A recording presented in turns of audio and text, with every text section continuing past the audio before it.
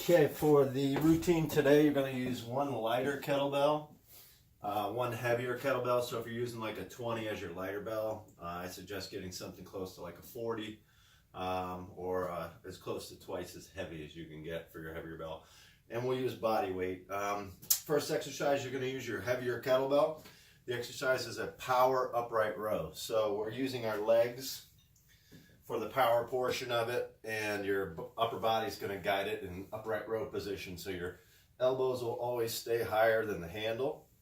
And we want to use either a bit of a squat, hinge, whatever you feel produces the best leg drive to get the bell up, just underneath your chin, and then safely back to the ground. So we create the drive with the legs, we guide the bell up right underneath the chin with the upper body. Breathing patterns, you'd want to inhale up, exhale down. So again, we can squat a little bit with this little leg drive, or we can hinge, whichever we're more comfortable doing, but use your heavier kettlebell for your power upright row.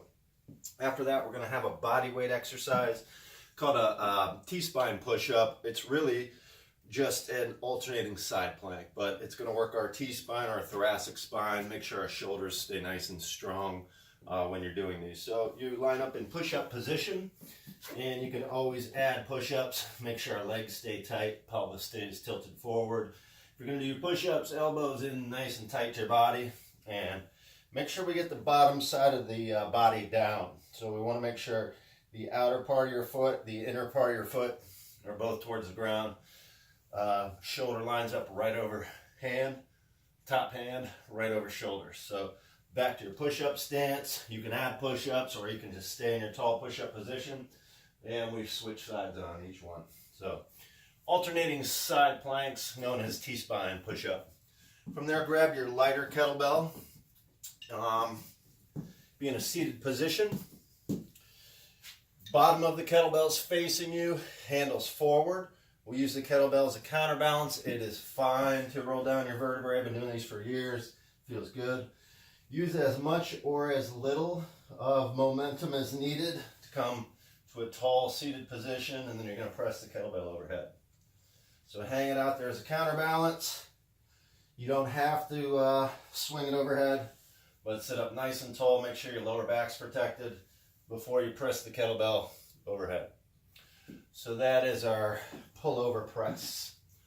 From there, you're going to go to a low plank. That means your forearms are going to be on the ground. Once again, pelvis nice and tight. We're going to do some alternating knee outs. So when you're in a plank position or push-up, we always want to make sure that our lats are nice and tight. The pelvis is positioned forward, your quads stay tight, and then your breathing patterns, and specifically your exhales, is where you will get your abdominal tension from. So make sure you have good breathing patterns on those. Look into the knee or keep your shoulders square, but don't let your low back sag when the knee comes off the ground. Number 5, I'll be doing an alternating lunge with rotation.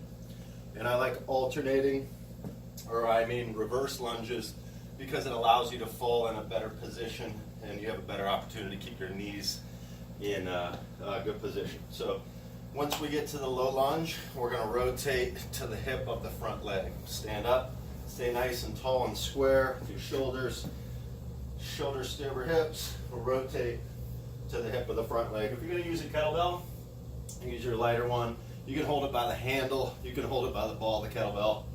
Just make sure that when you rotate, you come back to center before you stand up. The back knee can rest.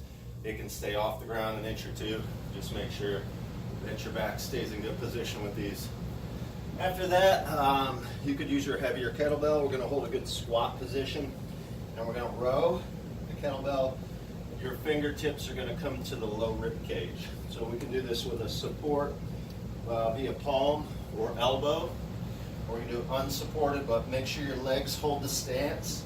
Your upper body should rotate a little bit through the row just to offset some of the pressure on your low back. So inhale when the bell's down, exhale through your row. Make sure you switch sides on each one. Next exercise is the lateral lunge. It's really just a squat. Lunges and squats to me are pretty much the same thing. They're both pushing exercises for the glutes.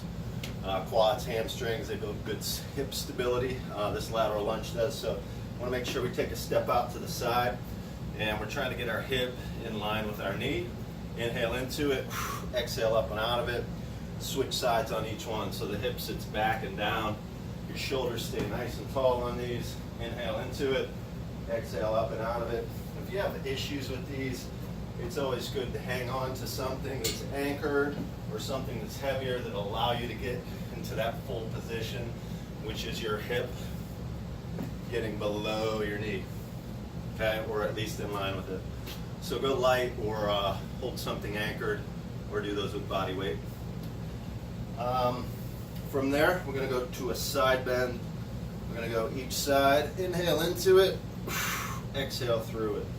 Feet stay together on these. Let the weight pull you down to a good stretch, and then take that elbow as far down as you can towards the hip.